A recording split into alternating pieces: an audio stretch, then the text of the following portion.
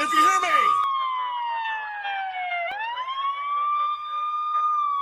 Today on the show, we're diving into the fallout from SmackDown, Night of Champions and Raw, plus our usual weekly segments. This is Holla If You Hear Me Weekly, and I'm your humble host, Fraz. Joining me as always is a Kayfabe assassin, Mr. Andi Nero, and the ring historian, Dirty Dave.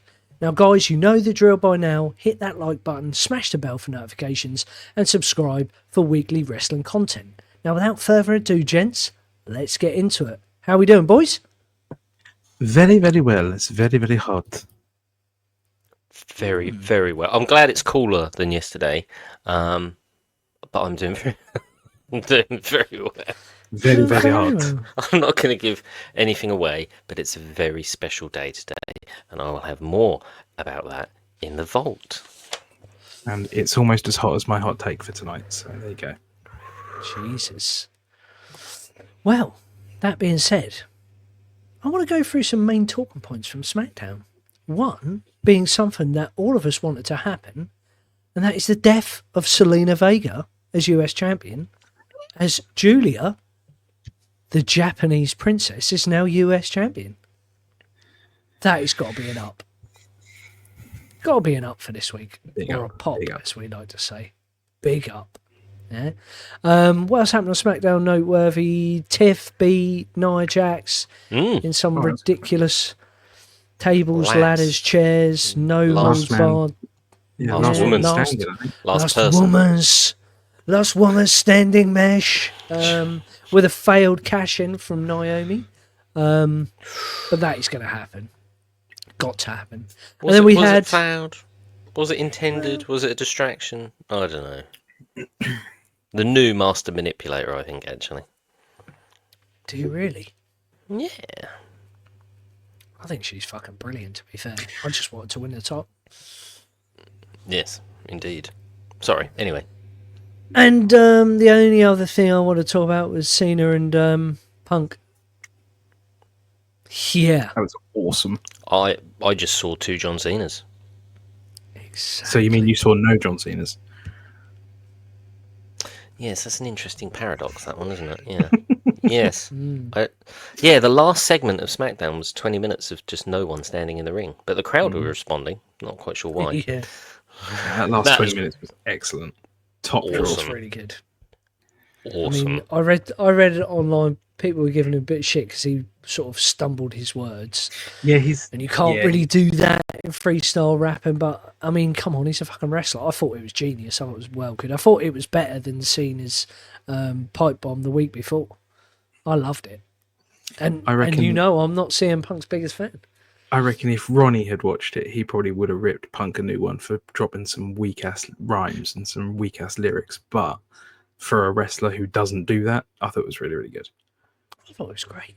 And the Saudi crowd were fucking Oh, no. incredible as well. I tell you what, that was probably the best Saudi crowd I've seen. I was trying to find the capacity because some of the camera angles were really quite unique. And I sort of realised that actually it's not an arena how we know. I did some Googling and like one side of the arena is really big and deep, and that's the side that the camera was pointing to. And then you've got the opposite side to the entranceway is the same. Behind that, there's a bit of floor seating, and then after that, it's like built up boxes and got like restaurants and stuff in. So it looks massive on the entranceway when the wrestlers are coming out, but actually, I mean, it's still good, don't get me wrong, but the capacity was surprisingly low. It was 28,000 people, and I thought, observationally, that would have been more than that. But I mean, it was sold out. It was a great show, and the crowd were fantastic. But yeah, funny arena. But no, it's good. Best one, probably the best crowd I've seen at a Saudi show. The capacity of 28,000, 27,995 of those people were men. But yeah. Yes, there was that. Yes, And Kate did mention may that. also add that there was someone in the crowd who had a David Beckham shirt on. I don't know if you guys spotted it, but Beckham was spelled Bekham, which I found highly amusing. I also want to bring to the viewers' attention, maybe a week or two ago, one of you two was slating the Saudi crowd, saying it wasn't worth watching because they were terrible. I'm looking at you, Mr. Godwin. No, My surely. Arabian brothers did us proud, yeah? That was incredible. It No, was, in it all was seriousness, definitely the best the crowd. yeah, the shittest part of the weekend was Cody and Randy's promo on the SmackDown. Yeah, Obviously, yeah. opening segment, and then it just got cut, and like Yeah. you don't know what they said. They could have said that they loved each other and were going to have babies together, but we'll never know. It obviously I've read- got extreme. No, I've read reports that the power went out completely for the whole arena for those Yes, like 5 minutes, and they had a full-on meltdown. So Well, it's more than 5 minutes, though, surely. I Yeah, think it was it was like like 20 minutes on Netflix. Yeah. It was like 20 minutes because was it? Oh, okay. yeah, it's a long time. I'd have to go back and check it. But I thought, I think I was fast forwarding from like the 5th minute to like the 36th minute or something. yeah. either same. way, it's a massive fuck up. Massive fuck up. Yeah, it was not good. I mean, But just quick thoughts, though, boys, on SmackDown as a whole. I thought it built the show up quite nicely for Night of Champions. Two good crowd women's made the show. matches. Yeah, crowd were good. crowd made the show. I thought the weakest match, if we talk about matches, I didn't think JC and Jimmy was anything special, but the end of the match and the outside interference and the little bit was I thought Solo was classic outside the ring again. Jacob coming out all right, like we say, set up Night of Champions, but another disappointing match. Not feeling Jimmy or JC at the moment. For me, something needs to change with both of them. Definitely. That's just not working for me. But yeah, no, I mean, honestly,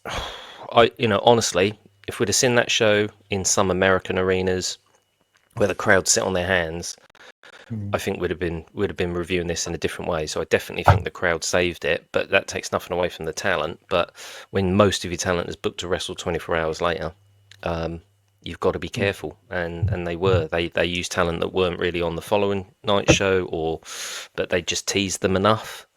So yeah, it was a good mix, and definitely a very good warm up / go home show, whatever you want to call it. Agreed. I'm just going to skim through Night of Champions because we've obviously got our review show, but for those that don't watch that, obviously Cody won King of the Ring, Jade Cargill won the Queen of the Ring, Cena beat Punk, which I thought was brilliant. In fact, probably seen as one of my favourite matches he's ever been in. I just loved how fucking chicken shit heel he was at the end to pick up the win in his face. Just everything about it was brilliant. Sami Zayn beat Cross. I was glad Cross got time on TV, but that's obviously continued into Raw, so their feud's not ended. Rhea Ripley won the first ever Saudi street fight, which was, I thought what was really funny about that, all women, including Roxanne Perez, looked exactly the same. Thing. Yeah. Yeah, they just looked exactly the same, didn't they? Yeah. What are they called, Andy? NPCs. Yeah, NPCs. Yeah, they all looked exactly as default. They all looked like they were wearing default attire. Oh right, yeah, I get what you mean now. Yeah. And obviously Solo won, and the new guy came out, didn't he? Hikuleo. But they haven't called him that. No. What have they called him? Something Tonga. Talaloa or Tamaloa or something? Yeah, it's, that's it. Because it's like he's a combination of the two names of the other two. yeah, because he's their brother. So he's actually Tongaloa's. Oh, wait, no, he's Tamatonga's brother. So Tongaloa is an adopted brother of Haku. Yep, that's right. Tamatonga is Haku's actual kid, I think. I might be wrong, but either way, Hikuleo is their other brother, and it's basically Tamaloa, which is the combination of the two. Yeah, I thought he looked incredible, to be fair. Yep. But again, it's another Jacob Fatu situation. When Jacob first came out with Solo, first few weeks, well, obviously for the last year, he's been money, hasn't he? I think this Hikuleo is going to be exactly the same. But I was glad Solo won. Got his flowers. Yep, definitely. Yeah. I think I called fantastic. that one. It's weird. Since he lost that match with Roman on January 6th or whatever it was, he's been excellent Like he's been so good on the mic, in his character work, his mimicking of other wrestlers in the moment, in the match. I mean, even just down to the stupid little the post show he did, where he was like, what's her name, the talking woman head, basically was like, "Does it bother you that people behind you are yeeting at you?" And he said, "What are they doing? They're yeeting at me." It was 4 letters, 1 word, stop, and like did this little stupid little shuffle, and I was absolutely dying with laughter at that point. Yeah, I saw that. Yeah. It's fantastic. He's just so natural and so comfortable. So I agree. Completely agree. Magic. I thought the show was good. But as I say, we'll talk about that on our review show. Raw, I'm just going to put it out there. Chad Gable is not Grande Americano. Clearly not. That is proven. That is proven. Well, we knew it Because wasn't. he's in a hospital bed. No, you guys are all saying that it was bloody Chad Gable. It's not at all. No, I never said that. I have no idea who it is though now. I mean, I'm baffled. It's not obvious at all. He looked about 6'8". He does look like he's grown. He does look like he's Grande grown. Americano. Yeah, literally. Yeah, I mean, if that isn't Glenn Jacobs, then I don't know who it is. I thought Raw wasn't too bad. Judgment Day won the tag titles, didn't they? Rhea's now fighting Io Sky at Evolution. Yep. Gunther was really good, I thought, in his promo, and then Seth came out. That was cool. CM Punk and LA Knight. And then LA Knight as well. That looked brutal, their little backstage segment at the bar. Sheamus and Rusev was absolutely class. Cool, that was brutal. That was hard in, yeah. Yes, Sammy and Penta, didn't they fight Bronson Reed and BB. Braun Breaker? Yeah. Breaker, yeah, BB, yeah. And Jayus had to come out and help him out. I thought it was a decent show. I didn't think it was that bad. I know, Andy, you weren't too into I it, didn't were you? rate it. I mean, you say it now, and I'm looking back at the matches in the card and everything that happened. I was just a bit. When was it? Monday night? What was I? I was at work.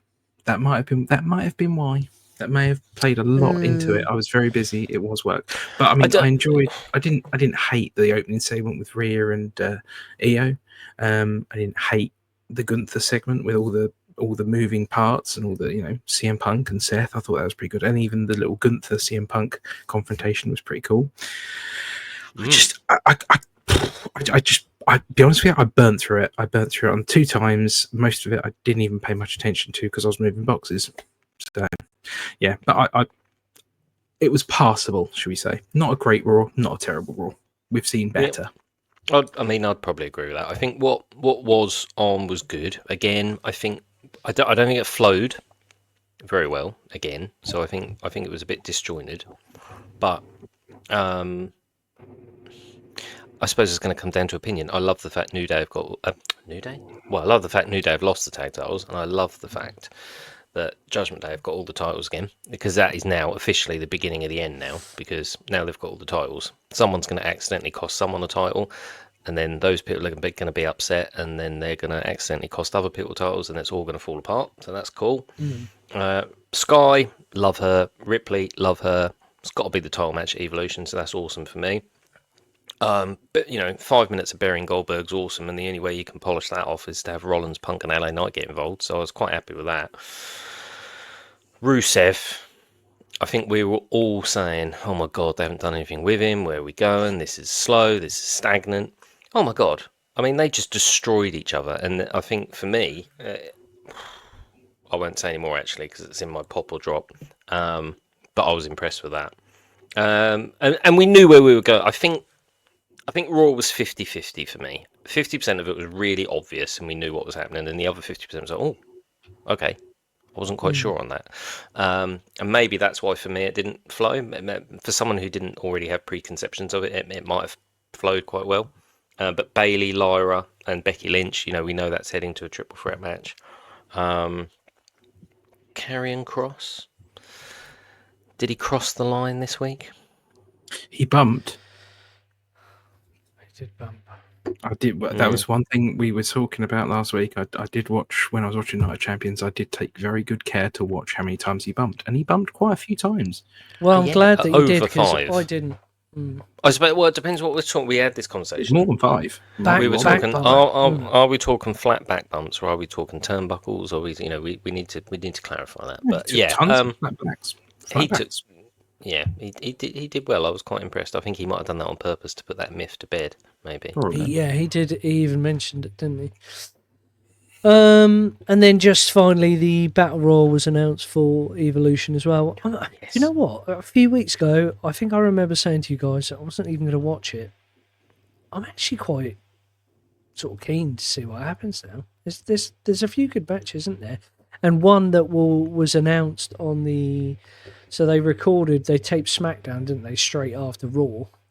Oh, did they? And Dave, I know that you don't know anything about what happened. Do you I know? haven't Andy? watched that yet. I haven't. Even looked. So I know exactly what happened on the whole show. But there was a women's title match announced. Someone came back. Trish. During a men's segment with Cody and Randy, someone came back. Mate, you're gonna make me look now. Hold on. No, you don't gotta look. Don't look. Oh, you want me to tell you? Have a guess. Have a guess. This is a live spoiler. Who came back? Who came back? Who would come back from injury? From the company? What? Just no. So they were on the roster. They've just come back from injury. Roman? Nope. No. Injury. Dave, your turn. I can't think who's been injured. I mean, Chris Kevin Benoit. Owens. And there you have it. Nero's hot take. Good night, everybody. Yeah. Well, Kevin Owens is injured, but he's not going to come back. No who's shot, going no who's shot. going to get involved in that? I can't think who's going to get involved in that segment. Who was injured? He was recently at an Indian wedding. Oh, Drew McIntyre. Oh, I nearly said Jinder Mahal. But... Drew comes out and cuts. Actually- I watched a fan video. It was brilliant. He comes out and cuts a great promo. Okay. Just Essentially take your cock out of his mouth. Oh, you put down the phone. No, you put down the phone. It was fucking awesome. And the women's match is, David, you were right. Trish Stratus is back and she's got a title match against Tiffy. I think Tiffy actually calls her out and Trish looks very, very good. I'll tell you what, I know some people will get angry with that, but Tiffy's just finished her feud with Nia Jax. She needs something to do at Evolution that doesn't jeopardise SummerSlam. And I don't care what anyone says, Trish Stratus is absolutely fucking incredible. And she's bloody good in the ring. And she'll probably give her a good match. I mean, it's difficult. It's difficult when you're not in there all the time, but I'm up for seeing Trish. I love Trish. I've got no problems with Trish. She worked her backside off when she was in the women's division, so I've got respect for her, and she can come back anytime. I've got no problems with that. I mean, when she came back like last year, or was it last year or the year before when she came back? Yeah, She was a couple of years ago. She was doing some decent work. Yeah, I mean, you talk about. But... Well, no, that's a shame because like you talk about Goldberg coming back and going like, oh, who gets the top shot? Why does he get top shot? Trish is doing the same thing. No, it's completely different for me. It's completely different. This is a fitness model that they hired to be a model and then brought her onto TV to be a manager, who then went out to learn to wrestle, and within 2 years is fighting hardcore matches at Survivor Series with like Victoria. It's like, no. She can come and go as she pleases, and she can come and do whatever she wants, and she can be heel or face and whatever, and I've got absolutely no problems with that. If it's at the right time, and if it's at the right space, and it's not at the expense of anyone else, then fine. And I'd rather see it at Evolution than at SummerSlam, because then we could sort of have the argument and go, well, hang on, there is younger talent that could be better at SummerSlam. Let's get them over. This is Evolution. All the women are going to be on the show. We need a couple of marquee matches. Plenty of people are going to get over, and we should do a prediction show because I already think I know who's going to win the Battle Royal. Mm-hmm. I think with Tiffy and Trish being that match, the whole of SummerSlam's card is already, like, for the women's world title is already booked. It's already done. I've already got it. Probably right. I think everyone has, but this is okay. So this wasn't going to be one of my hot takes. Kind of, maybe, possibly would have been. But yeah, predictability is a little bit at the moment. I don't know how everyone Okay. else thinks about it, but Raw, SmackDown, Night of Champions, there was nothing on any one of those shows that I didn't think I can tell you who's going to win Well, I this. don't know. Fucking hell. Did you see Cody Rhodes win King of the Ring? Yes. Who didn't? you're joking. You're You're taking the joking. piss. Oh, You're taking the piss. Who didn't? I think it was Come only on, me Andy. that predicted Randy might Christ win. alive. But- Okay, anyway, we have gassed far too much because I am Wax now lyrical. looking forward to my two favourite segments of the week. We're going to go to Dirty Dave first for his From the Vault. The Ring Historian presents this week's history lesson. Children, sit back, strap in, and get ready for Dave to Sit rock back. your world. Oh dear God, you've somewhat oversold me on that one, haven't you? Hang on 1 second, because do you remember I said it's a really, really, really important day today? Do you remember that? I said that a little bit earlier in the show. You did. say And the that. fact that it's not in your news cap at the start of the show Is because I wrote the banner at the bottom, so that's why I've not included this. But there you go. it is Bret the Hitman Hart's birthday. Can you believe it? He's 68 today. What? Do you want to know how much preparation I did to try and find these glasses? They're not his, by the way. They're cheap imitations. If anything, they're probably more like Randy Savage's, but they'll have to do. So They are great. And for viewers that don't know, which a lot of you don't know, it's my birthday on Friday. Dave, you were asking me what you want to get me. You can give Those me glasses. those. Sign it. Hey, Primark, £4. Anyway, on a serious note, yeah, I know. I put loads of effort in, and then I literally fell into them like on Sunday, and was like, oh, hang on a minute. Oh, they'll do. Result: I was going to spend like 50 quid getting some sent over from Canada. I'm like, nah, £4 will do. Job done. I couldn't get him, and they couldn't get them delivered quick enough. Anyway, we're digressing massively here, aren't we? About glasses. That's the new segment, people. Where to find Bret Hart glasses. So it's Bret Hart's birthday. How do we feel about that, Andy? He's still alive. Sorry, I'm just. Oh my goodness, 50 quid for Bret Hart imitation glasses. I'm I taking didn't. No, them as well. I didn't. I'm going to keep them on. Actually, I'm going to keep them on. Yeah, on. definitely keep Get the them. money's Right, worth, so mate. You got ripped off for that £4. it's Bret. Right, so it's Bret Hart's birthday. So shall I hit you? Shall I hit you with something? Andy mentioned this off camera, which has kind of dampened my spirits a little bit. But come on, everybody, calm down. I'm going to class the 6th of July, Sunday, as this week, not next week. And I don't care what anyone thinks about that, whether people are going to turn around and say, actually, Sunday's the first day of the week or not. I'm not getting involved in this argument. For the point of this, people, it's this week. Do you want to know why? Because then I can talk about the fact that it's an almost anniversary of quite possibly the most over pay-per-view in the history of pay-per-views. And if you don't know what that is, then I'm going to have to show you, aren't I? And elaborate a little bit. It had the greatest 10-man tag in history of 10-man tags on it. It was indeed the Canadian Stampede pay-per-view. All right, so there you go. I've got it out of my way. We are officially in. There you go. We're officially in Canadian Stampede month. Are you happy with that? I love it. Never. I'm all here for it. Yeah. You can't not be. Come on, it's the most over pay-per-view ever. Even if you don't like the Hart Foundation, that's the pay-per-view that pretty much made Triple H because the crowd loved him. It's a month after he won the King of the Ring, and no one gave a shit at that pay-per-view whether he won or not. And then at this pay-per-view, he had a rematch of Mankind, and the crowd were crazy. It was Vader versus Vader versus The Undertaker for the title, which we'd seen about 100 times. Yet still, the crowd was so nuts, the camera was actually shaking when he chokeslammed Vader. Taka Michinoku versus the great Sasuke, the first modern era light heavyweight match in the WWE since like 1984. Crowd loved it. And then the Hart Foundation come out and you just can't hear yourself. It's absolutely insane. It's just one of the best pay-per-views ever. And I don't know, maybe you just had to live through it. But when people say to me, emotion, go and watch Canadian Stampede, people. And if you don't get goosebumps Or aroused. what are you trying to say? Not in the. Yeah, actually, I'll go upstairs later with just the glasses on and see how that works. Anyway, so And there them we go. shorts, yeah. And you can't see them at the moment, but I won't stand up. I am going to have to take these off because I can't read all my notes, so they're going to have to come off. Anyway, that's the Heart Foundation-y stuff over with. So that is a flashback to 1997.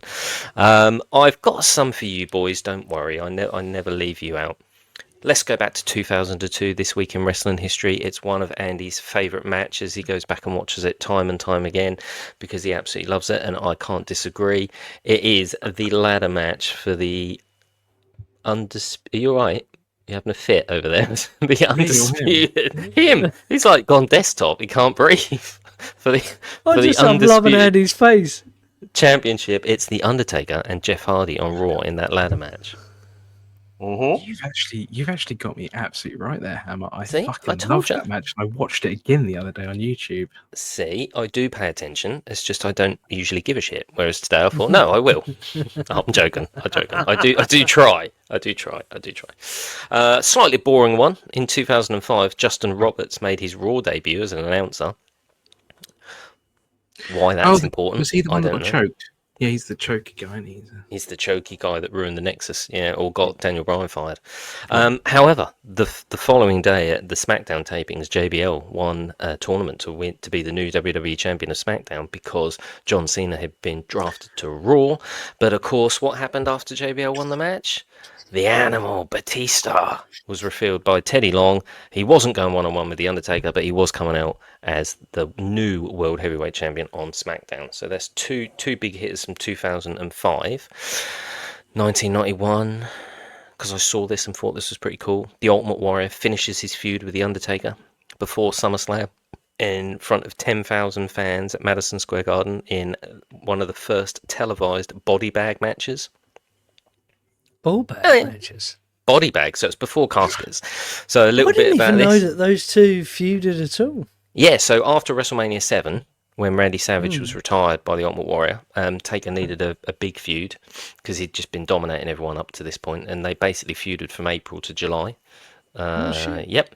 It's a shame, really. It probably should have been a SummerSlam blow-off, but anyway, we'll talk about that later. And as a rib, Ricky Steamboat had suggested to The Undertaker that he should do these body bag matches, knowing that once you put him in the body bag, Taker would have to carry him back to the backstage. So he's got to sling this person over his shoulder in this bloody body bag, dead weight, and walk them all the way back to the dressing room. But anyway, Vince loved the idea, and yes, they had a match, and it was televised on the Madison Square Garden network. Used to be every Friday, used to be televised Madison Square Garden shows, and that was one of them. So there you go. I'll stick with 1991 just because this is quite important. It's almost WCW. Ric Flair's been fired, sacked, whatever you want to say. He's not available for WWF TV yet, but he technically paid the deposit for the big gold belt. So he sent the big gold belt up to WWF, and it was This Week in Wrestling History in 1991 that Bobby Heenan did an interview with Vince McMahon saying that the real world's champion is coming to the WWF, and actually showed the big gold up to that point NWA WCW title belt on WWF television. So there you go. We'll stick with WCW, and you're going to say, why the hell are we talking about WCW? This is WWE. But on this very week, WCW invaded Raw. But it didn't invade Raw, it took over Raw. And it was the first ever time we had a WCW show on WWF television. That's right, it's the best match you'll ever see, or best match you won't see, because I wouldn't go and watch it again if I were you. It's Booker T versus Buff Bagwell with, I think it was Arn Anderson on commentary. It's got to be Scott Hudson and Arn Anderson. Scott Hudson, yeah. So what did the WWF do?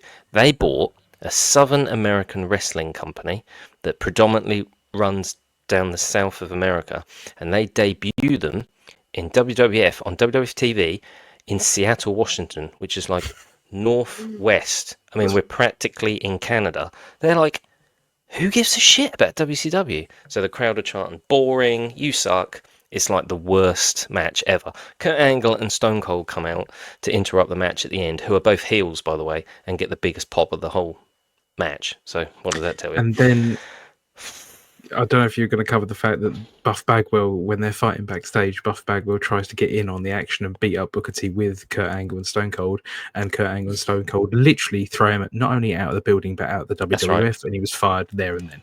That's right. I do think his mum had something to do with it, but yes, ultimately, that wasn't very good. Let's fast forward to 1999, because this is incredibly important. This week in WWF history, WWE, whatever you want to say, the Millennium Problem officially hit. No. I know you're going to say it's July 1999. How can the Millennium Problem hit? Well, WWE's website had the first experience of the Y2K problem, but it was the Y2J problem, because on Bite This, on the WWF online show, they revealed that they have signed Chris Jericho to a multi-year contract. So no, he didn't debut yet, don't worry. I'll show you that in a couple of weeks. But they confirmed they had signed Chris Jericho from WCW on their website. So there we go. 2006. Sorry, before you crack on, can I just clarify? Of course. They completely spoiled and completely ruined their bit that had the best part of a month-long build with the countdown to the Millennium. They didn't tell you that it was the Millennium Man. Well, who else it was just that they signed Chris Jericho. Well, at that point, in the peak of the Monday Night Wars, it really could be anyone, because like Rick Rude showed up on like both shows on the same day, so anything could happen. But yeah, I agree, Andy, it's a bit silly. But having said that, it got everybody watching, and at that point, WWF was so far ahead in the views in '99 that it doesn't really matter. Could have been Shotmaster and no one would have cared. Yeah. Yeah. You could have brought back. Sorry to interrupt you there, boy. No. Conversation is king. Solidify my position there. I'm almost done though, because I did get really excited this week because there was so much stuff going on. 2006, marijuana, boys. What's your view on marijuana? Smoke weed every day. Well, RVD probably agreed with you up until the point where him and Sabu got arrested when he was the WWE and ECW joint champion. So he had a bit of a bad week this week in wrestling history. So Edge defeated Rob Van Dam on Raw and John Cena in a triple threat match to win the WWE title off Rob Van Dam. And then the following night at SmackDown taping, brace for it, the Big Show beat RVD for the ECW championship. So yeah, so Edge, every cloud. Big Show, not really a silver lining. It's just horrific, and the world has changed. He would probably be given the title these days, but no, back then he had it taken away from him. Horrific. I know, Fraz, you're worried. I've given Andy one, and I haven't mentioned one for you. Don't worry, I've got two for you. Right, but the last one, and one just came up to me randomly about 5 minutes before we went on air. So let's go. The last one. Who loves Dominic Mysterio? Me. Who doesn't love Dominic Mysterio? No one. Excellent. Right, there you go. So this week, I don't know. Well, she's had Dominic Mysterio's love, so maybe that's a. Anyway, so in 2006, Eddie Guerrero was on a bit of a quest to tell the world that actually Dominic is not Rey Mysterio's child. He's actually Eddie Guerrero's. That's right. This week in wrestling history on SmackDown, Eddie Guerrero went to a random playground to watch Dominic play on the swings and then sit him on his lap and tell him how much Uncle Eddie really loves him. Yep, that's right. It's straight up perverted, but it's Vince McMahon era, so what can we say? But it's Uncle Eddie. It's Uncle Eddie loving Dominic Mysterio in a really weird promo that was one of three that set up a massive ladder match, custody of Dominic match at SummerSlam, because we're in the SummerSlam, build up to SummerSlam mode. Right, I promised you two, Fraz. Here's your first one. On this day, actually the day, a WWF Superstars promo, taping, show, thing. Waylon Mercy. It's Waylon Mercy's debut. His in-ring debut. It is. Is it really? Yeah. Wow. Yeah, it is. I cannot believe that I've guessed that again. Yep. Weeks. That's wild. I'm going to stop doing these. He spoils it. No, every you're week. not. Second week no, in a you're row. not. No. And then, God, I'm not going to do yours anymore. Well, yeah, Waylon Mercy comes out, fights an unknown jobber. It's pretty horrific. It's just a couple of clotheslines, a couple of chops, and then he wins with a sleeper after about 4 minutes. They went to an advert during his match. When you think that's his debut, why would you go to an advert? Doc Hendricks is on commentary with Vince McMahon. It's peak mid 1995, horrific. Great character. Just unfortunately, Dan Spivey's back and knees were not. He just couldn't perform. He couldn't move. He had to either stand near the ropes or stand still. But it was a great character, and actually Bray Wyatt took loads of stuff from Waylon Mercy well ahead of its time. I was going to say, Andy, do you know who Waylon Mercy is? No, I do. I know. Yeah, I mean, Dan Spivey. his promos were fucking ridiculously good. And ridiculously good. And ahead of his time, good. Miles ahead of his time. It was based off Max Cady, Cape Fear. That's it. Yeah, it's based off that. I mean, like, okay, he can't wrestle. But like, why didn't they keep him as like an on-air talent, some sort of or like, a manager weird, of some sort? Yeah. Like to head a faction. But yeah, sorry, we digress. We are digressing. We should definitely do a segment on Waylon Mercy. Yeah, and it'll wear his shirt and a vest. Shirt, yeah, because he used to come out in the shirt and the white. Yeah, very. Yeah, but his little. That's right. Was that Midian? That weren't Midian, was it? No, Midian's Phineas Godwin. No, Midian. This was Dan Spivey. Used to be a skyscraper with Sid in WCW, and then later with the Undertaker, because the Undertaker took Sid's spot from in the skyscrapers. But and Dan Spivey was in WWE. He's at WrestleMania 2 actually in the WWF versus NFL Battle Royal. He's in like. When I was a kid, I didn't know who he was. He was in yellow pants, and I used to call him Yellow Pants Man, and he had blonde hair. So the blonde Yellow Pants Man. He didn't do very well in the Battle Royal. Anyway.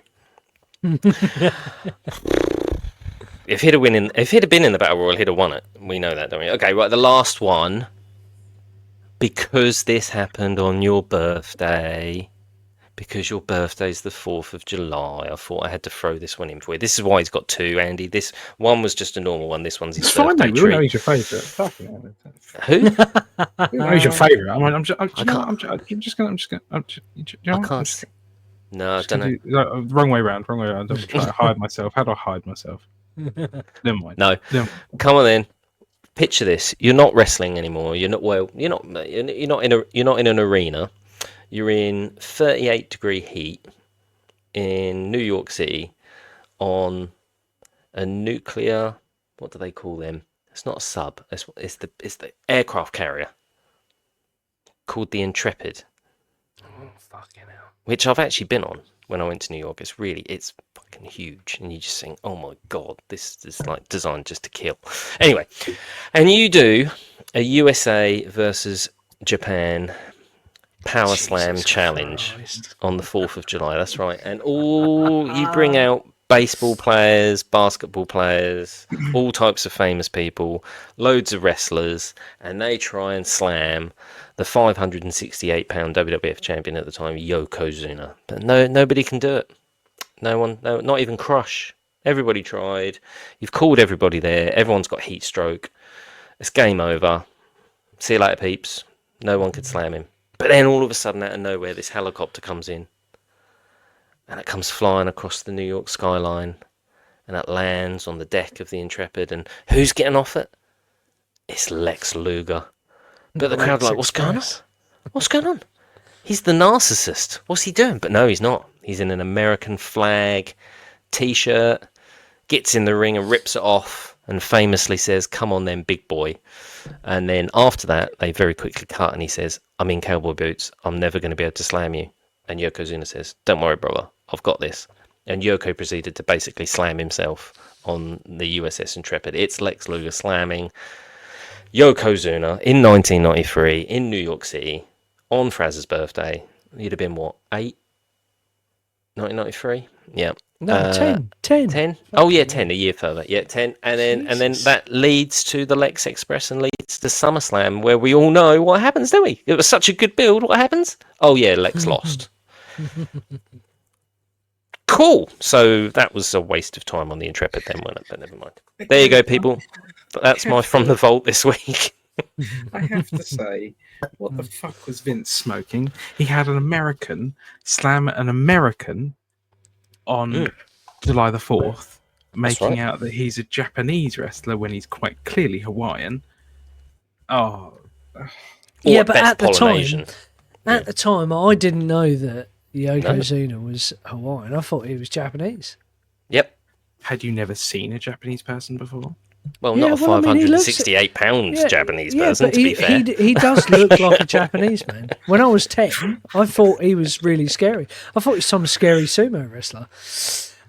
David, once again, outdone yourself. Fantastic. There were things there that I did not know about, and he's gone and he's back. I want those glasses. Thank you very much, David. And with that, I don't know about you boys, but I'm getting a little bit hot. I've even got a fan on. I think it's time. I think it's time for Nero's hot take. Well, I mean, to be honest with you, boys, you've got a choice of two. I've done two. Okay, one of them. I'll do this one. I'll do this one. God, just do them both. I'm always Just loaded do with them hot both. takes, but okay. So my first hot take for them this week. We touched on it a couple of weeks ago. In fact, I think it was even mentioned in our round table last week. Money in the Bank and King of the Ring. Money in the Bank and King of the Ring, here it is, are completely fucking pointless in 2025.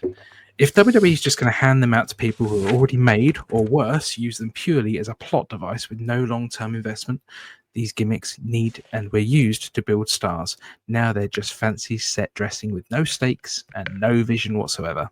It's already been established that Hunter doesn't like the Money in the Bank, but he's obviously a big fan of King of the Ring, so why would he do it? Why would he give it to Seth Rollins and Cody Rhodes, neither of whom really needed those particular titles, if you want to call them that? Seth is already one of the most protected guys in the company already. He's been champion several times, main evented WrestleManias, and was just given a big comeback arc. Why does he need the briefcase? It's not anything adding anything to his character. It's just clutter. Cody winning King of the Ring, I mean, it's just another accolade for this guy.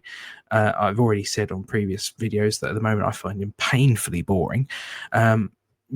I don't know why he needs to be winning the King of the Ring. Randy would have not necessarily been a better choice, but why not someone like Sammy or someone even like Jay? He's the face of the company. He's QB1. He's a top merch seller and a household name. I understand that. But crowning him King of the Ring doesn't elevate him, doesn't elevate King of the Ring. Naomi and Jade, I kind of get their position with Money in the Bank, Queen of the Ring, respectively. Because obviously they're building to a bigger story, including Bianca Belair, which we alluded to earlier, is basically the booked match for Evolution, or for SummerSlam, I should say. I just find, specifically the men in that situation, just a really odd situation to have found ourselves in, that we've got two well and long-established superstars that have basically got themselves positions that they don't really need to be in. When you consider the Money in the Bank was Edge, CM Punk, The Miz, Daniel Bryan, Seth Rollins himself. The Money in the Bank briefcase was used to build these stars, to change these guys from mid-card, upper mid-carders to fully fledged main eventers. The King of the Ring did the same for things like people like Austin 316, Triple H, Brock Lesnar, Booker T. These guys took King of the Ring, Kurt Angle, yes. Bret Hart, yes, made something of themselves with these accolades. You know, they took the King of the Ring, they ran with it, they made a gimmick into their character, and then they just pushed forward with it and became main event mainstays for the rest of their time.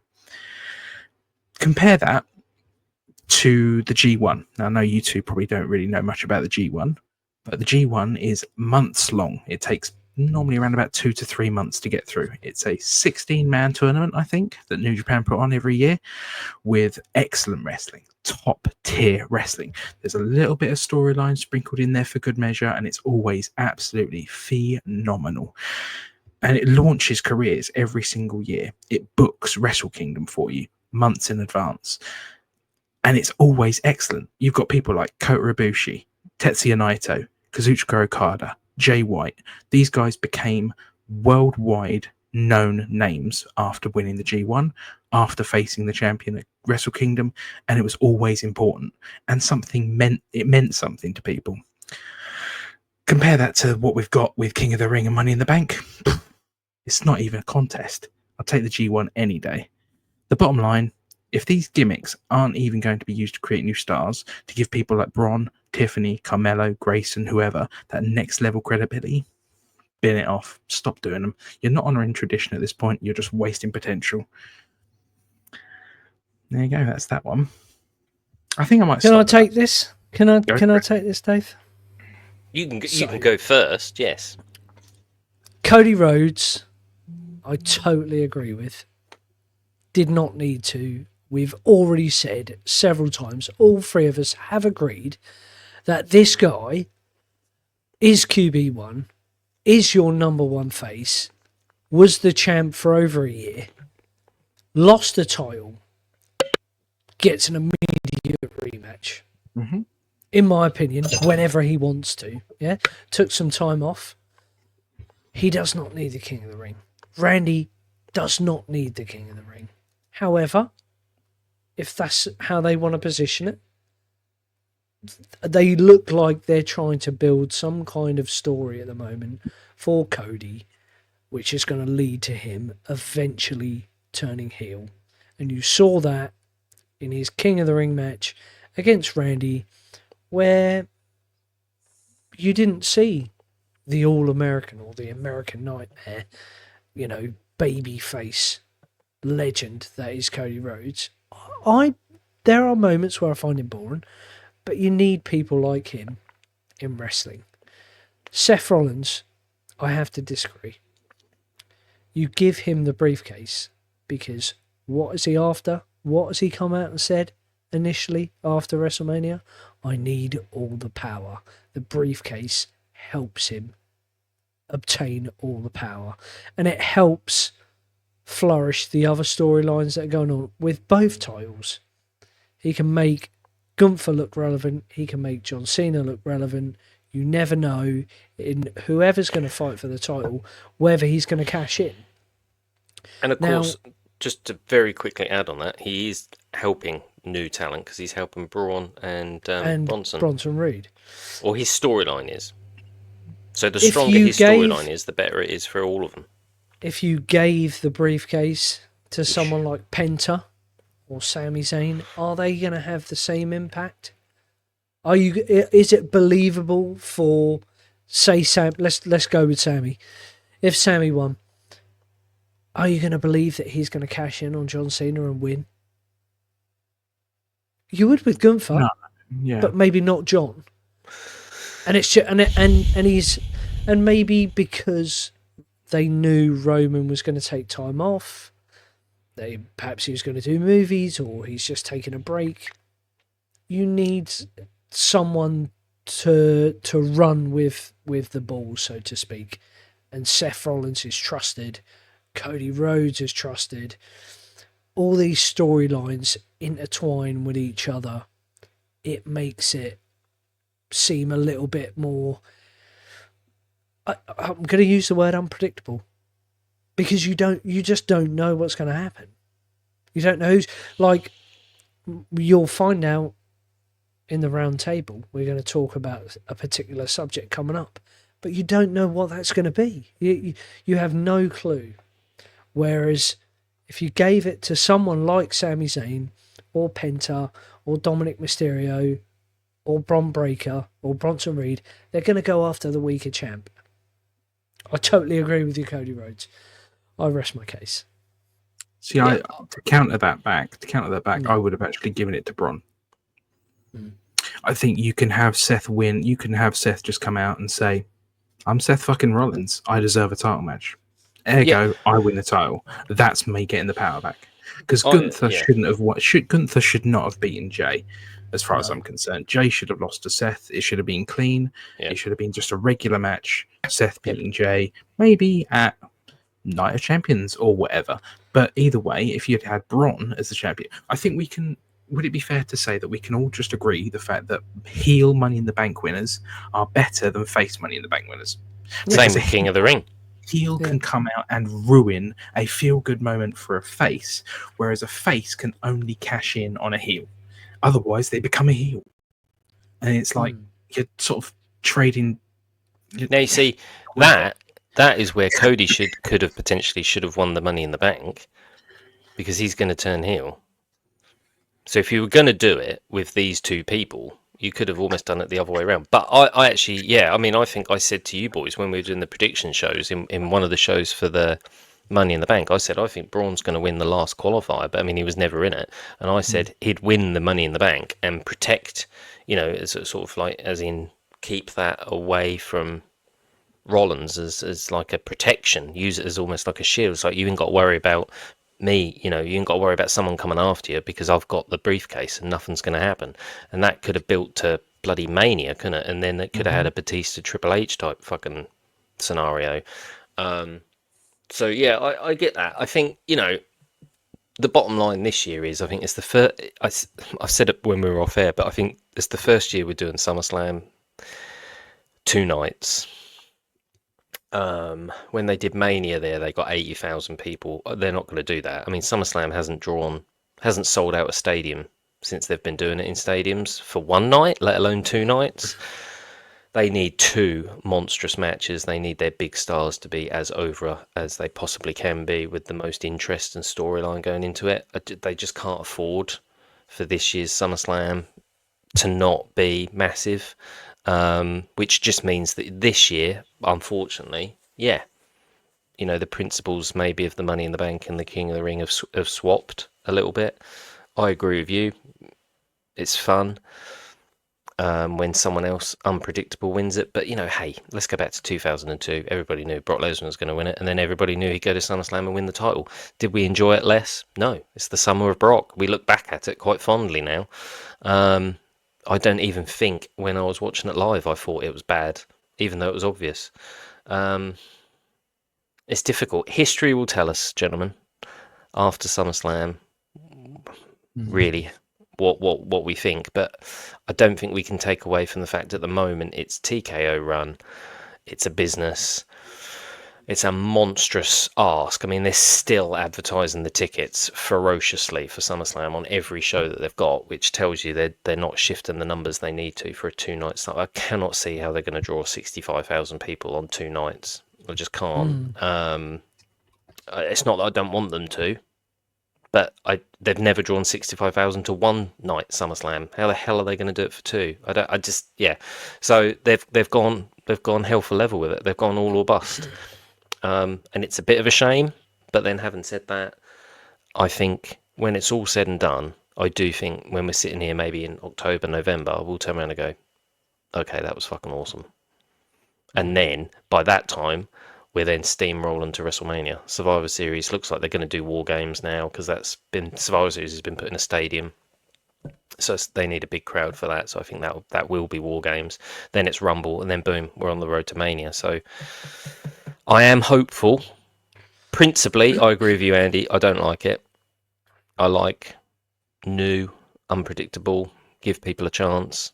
I remember when I remember when Edge won the Money in the Bank at WrestleMania 21. I was like, what the what? It's like, you had Jericho, Benoit, Kane, all these people in it, and Edge won it. And I was like, what? But then you look at how he cashed in and you look at what happened after that and you go, oh, I just didn't have the vision. I didn't see that coming. So I'm hoping that's where we're at. Nor did they, of course, with that one, but no, no idea how they were going to solve that situation. No, and it's like we said before. I said this off air as well. Sometimes a wrestler breaks a leg, and the match you end up getting with 2 other wrestlers turns out to be better than the one that you planned for and spent loads of money on. Sometimes these things just happen. But the bottom line is this Money in the Bank win and this King of the Ring win are leading into monstrous storylines for SummerSlam. So I can't not be invested. I'm massively, massively invested. And to be honest, that does this year for me.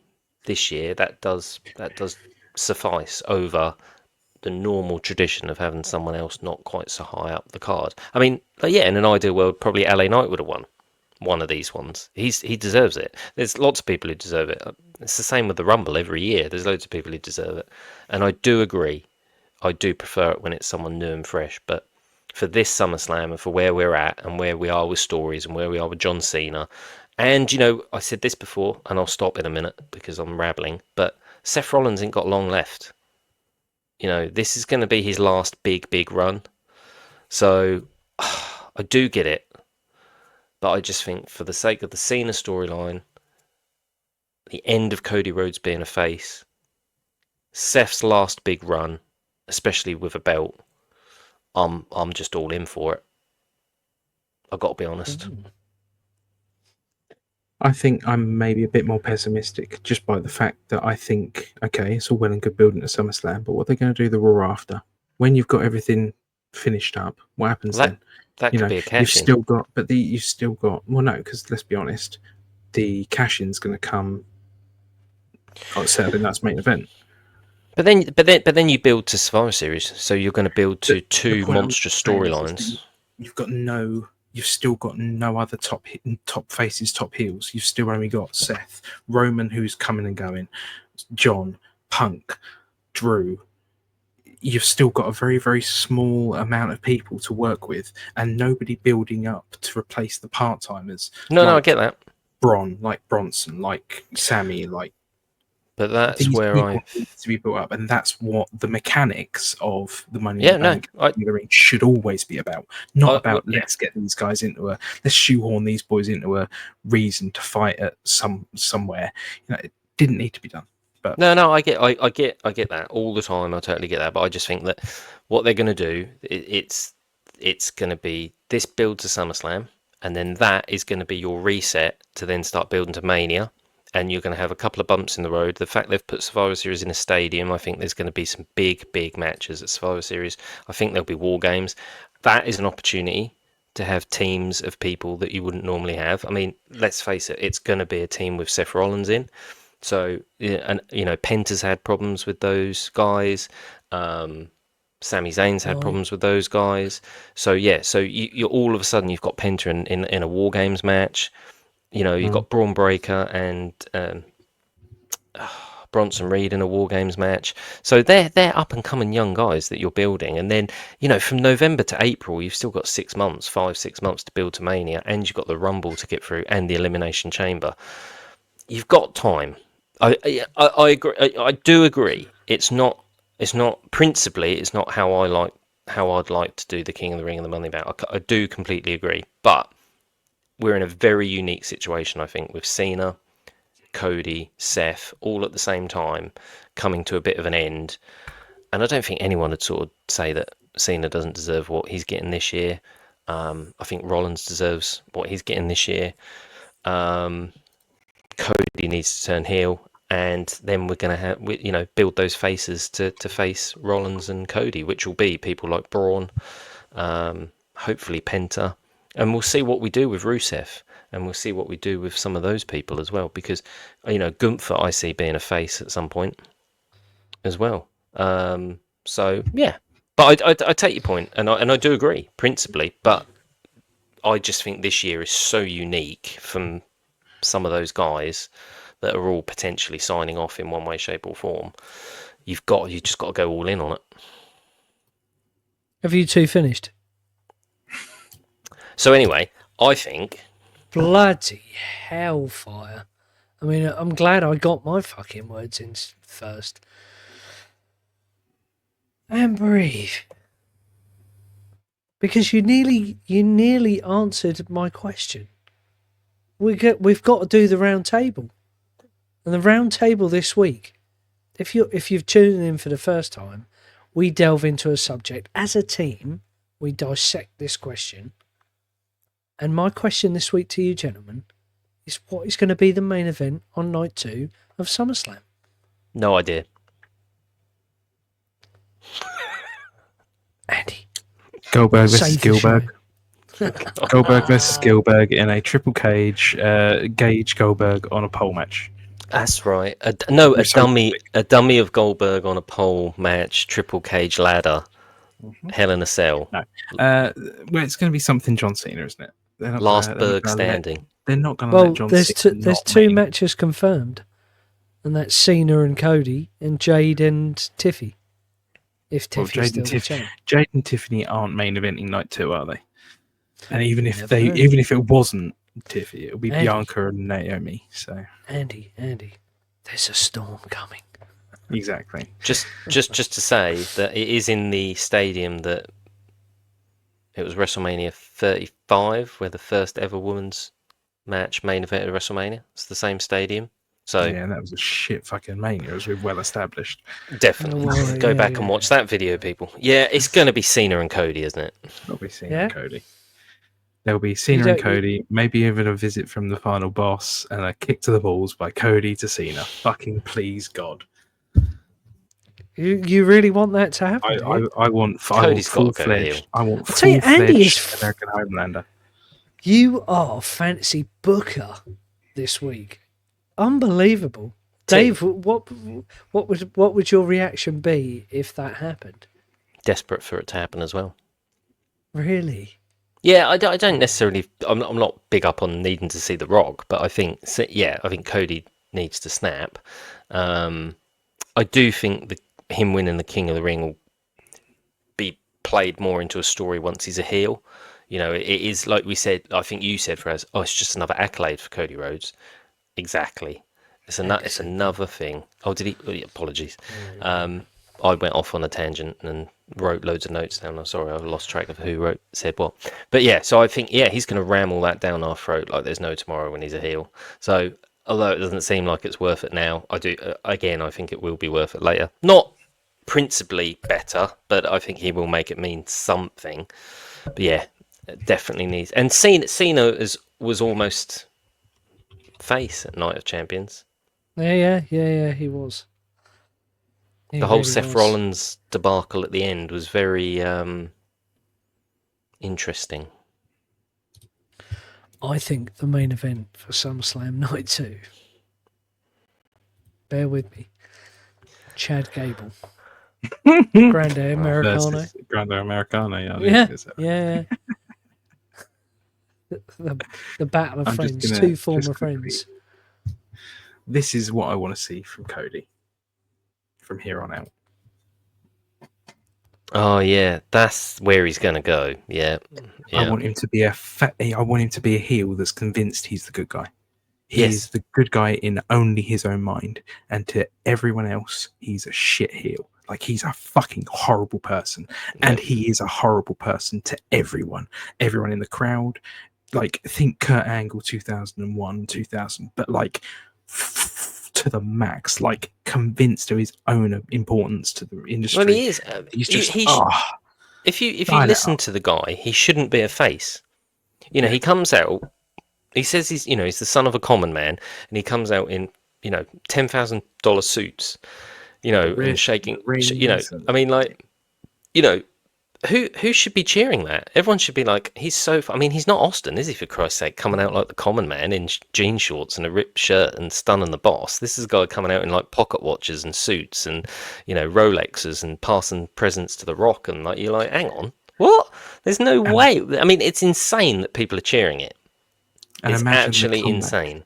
Imagine the pop that Kevin Owens will get when he comes back with the son of the Canadian Dream, the IT technician or whatever it is he's got in his shirt. And he says, son of the IT technician. Told you this. Yeah. I told you he was a piece of shit a year ago. None of you believed me. You all held me responsible and called me the bad guy, and I was right all along. And I can't wait for KO to come back. If you haven't watched, by the way, I know you shouldn't watch other podcasts, but if you haven't watched What Do You Want to Talk About with Cody and Kevin this week, it's fucking gold. Excellent viewing. It is very good. Watch that after this. You have got that all wrong, though. Because it won't be Kevin Owens that comes out and says that. Randy. Billy Gunn. No. Heath Slater. Heath Slater. I've got kids to feed, yeah? My kids bought your t-shirt. No. Heath Slater's going to come out. No. For me, I called it a couple of months ago. It'll be Cody and Cena. And Cody will get booed out of the building. It'll be a Rock Hogan. And that's when he'll snap. Yep. We said it last week. Whether or not Seth cashes in, I think Seth will go for Undisputed. It's the number one title. It's the number one title. But not on Raw. He needs the Raw title. He needs the world title. No, he doesn't. He does not. He does. He does not need that. He can. he can. He can go wherever he wants to. The Gunther. undisputed title's always been the one title. Gunther's going to lose to Goldberg. No, he's not. Gunther's going to face Punk at SummerSlam. Yeah. Rollins And is then going to fight LA he'll Knight cash in probably some sort of 6-man tag match with his group, and then he'll cash in on Punk, A who winning probably CM wins on a winning CM Punk. Because, like we said, heel cash-ins on face champions are the best because Yeah. you get to ruin a feel-good moment. You get to ruin a confetti cannon moment. You get to, yeah. Well, having said that, Look I at the agree. Daniel Bryan cash-in from Randy Orton. Yeah, and then Triple H changes all that around. Huge. Which, will there be a guest referee who does something similar to that? But then, having said that, Rollins could come in halfway through the Cena and Cody match and cash in and ruin the match, and then Cody goes nuts and Cena goes nuts, and then that's their turn, their double turn. But so that, yeah, I suppose. But I'd rather it on Punk. Oh, no, I don't. I don't see that at all. I don't think Punk's going to fight Gunther. Well, you think Lex So- Luger's still bringing his Lex Express down here, don't you? But it's just not going to happen. His wheelchair is the Lex Express, Dave. Fucking hell, come on, mate. DDP's going to come out. That'll be the next match, won't it? Goldberg against DDP at SummerSlam. Did I in a wheelchair match? Bret Hart can be the referee. No, Did Lex I will mention? be the referee. Did I mention it's Bret Hart's birthday today? I think it is Bret Hart's birthday. So we're all in agreement. Cody and Cena, main event, night 2. Cody's going to win. Seth's going to cash in on him. Love it. I think so. I can't see anything else. I really can't. Well, I'm not surprised with those glasses on. Last part of the show, gentlemen. My favourite part, pop or drop. What made you pop this week, Andy? What made you drop? Pop. Pop was CM Punk doing the Doctor of Punkonomics. That was really quite funny.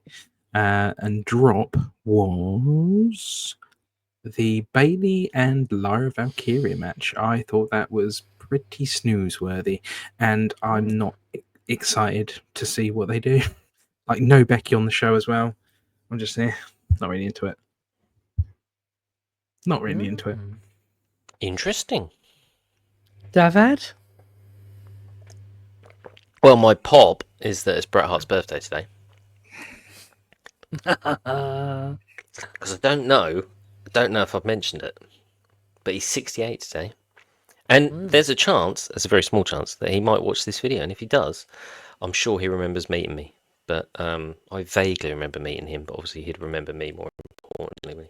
No, seriously, my pop actually is a bit of a random one. It's Solo Sikoa winning the title. Because I absolutely loved it. I absolutely loved it. And my drop is also from Night of Champions. They're both from Night of Champions, actually. Because I didn't mind Raw and SmackDown. I didn't like Karrion Kross losing. Oh. I've got to be honest. I felt very deflated, and it's okay because we're going to build it back up. Because as I said earlier, he's crossed the line. See what I've done there on Raw. So we'll build that back up. But yeah, he hasn't been on a PLE for 3 years in a single match, and then he loses. Oh, that's why. Oh my god! I can't believe I didn't see that. That's why they didn't have Sammy in the final. They knew Sammy wasn't going to win in Saudi. If they were going to put Sammy versus Randy or Sammy versus Cody in the final of the King of the Ring, they weren't going to have Sammy go over. So they couldn't have him lose in Saudi. Look at Mansoor. Anyone remember Mansoor? The man went 4-0. 4-0. He only fought in Saudi. That's until he became Mansoor with Maxine's fucking male models with Mace. Oh my god, yeah. So, for like 4 years straight, he only fought in Saudi and he only wrestled in Saudi and he only won. He only ever fucking won. He beat people like fucking Cesaro, for God's sake. And That's it's right. like, so clearly. He had like a Goldberg streak in Saudi. It's ridiculous. So, Sammy being a son of the Middle East, Allahu Akbar, Salam Alaikum, etc., fucking right. He has to win in Saudi. So put him against Karrion. I thought he was going to lose. Basic. So easy. I thought he was going to get to the final, lose to Cody, and it would be a heartbreak moment, and then he'd Not in Saudi. win. at Raw Rumble, because the Raw Royal Rumble's Rumble? in Saudi, isn't it? Yeah. Rumble's in Saudi, isn't it? He's winning. So the that's Rumble. why He's winning the Rumble. I literally thought Sammy, and if you check our videos, I've said this for weeks. Sammy's going to win the Rumble, but I thought he'd suffer heartbreak against Cody. Sammy's never Anyway. won the Rumble. Shut your mouth. It's my He's Syrian absolutely brother. winning the Rumble. You've got a He's hard winning chance. You've got a hard chance in Billy Gunn winning the Rumble or MJF. I mean, I hit you both with one there. Not- You see, my pop this week, bit of a random one. Andy, you're going to love this. Oh, really? Miles Bourne, NXT. His drop Okay. kicks. Oh, His really? drop kicks are the greatest drop kicks I've ever seen in my life. whoa, Watch NXT whoa, this week. Whoa, No, so Whoa. I'm sorry. I don't care what you say. Mr. Perfect, Randy Orton, Bob Bret Holly. Hart, Bob No, Holly. Bob Holly. Nah, watch NXT this week. Just something to behold. Really amazing. I'm going to boycott My- it just for that comment. My drop. Look, I Kick. didn't say John Cena. My drop kick was Penta coming out and helping John Cena. Bit of a funny one, really. When he walked out and danced. when he just- Cena's Jeff Hardy. Well, I don't know if he comes out to help Cena, but CM Punk. But obviously, there's carnage in the ring, and he's just fucking dancing down the aisle. I just thought it's the greatest thing of Night of Champions, but it was Yeah. fucking dog shit. Like, what are you doing? Get yourself down the ring and beat the fuck out of someone. And then It's he when got they- absolutely destroyed by Bron Breakker. On the Arwo. Yeah. Yeah. Oh, He no, didn't even I get should- to the ring, did Didn't he? even get to the ring, no. I completely forgot my actual pop. I'm going to do this as a revision. My actual pop for the week was Charles Robinson, who still has not yet landed. He's Yeah, in orbit as we yes. speak, coming Oh, around the- the Andromeda galaxy. He's still in orbit. Yeah, That was that's fucking right. hilarious. He was knocked It's into immense. a different stratosphere by John Cena. Yeah, He's so old as well. I know. I felt so sorry for him. He did tweet, didn't he, saying, "I'm okay." Oh my god. I He think he survived just being. literally wrote a tweet saying, "I'm okay." That's Love brilliant. that. Well, he Yeah, survived good. being Shot. Little Nate, didn't he? So and now he survived this. Thank goodness. So bless him. But Hopefully yeah, no that one was will stop him running classic. down the ramp like that. He looks like he's going to die halfway down. Oh, that was so Well. good though. Call back to WrestleMania 24. Anyway, Gentlemen, as always, it has been a pleasure. What a week we've had. And we've got more wrestling to come. Ladies and gentlemen, thanks for tuning in. We love I- you, appreciate your support. It is Bret Hart's birthday before Can I- Dave cuts No. in Still and no adds one another cares. 3 minutes to the video. I'm just going to say that next week we No. get to talk about the anniversary of Canadian Stampede because technically fuck's Sunday sake, is we the did beginning that. of the week, so it's I'm not gonna edit that new whole week. section So out if you carry on. I'll I talk to swear you God. more about Canadian Stampede on next week's show, people. Andy, can you make sure we edit this correctly? All of that. I'm just going to edit the Yeah. bottom half of this video out, mate. See what else? I'm just going to edit. It's just going to be me and you, and then nothing else. Haters gonna hate. Hate is gonna hate. We love you. Thank you for the support. We will catch you on the next video. Adios, amigos. Sayonara. It's Bret Hart's birthday.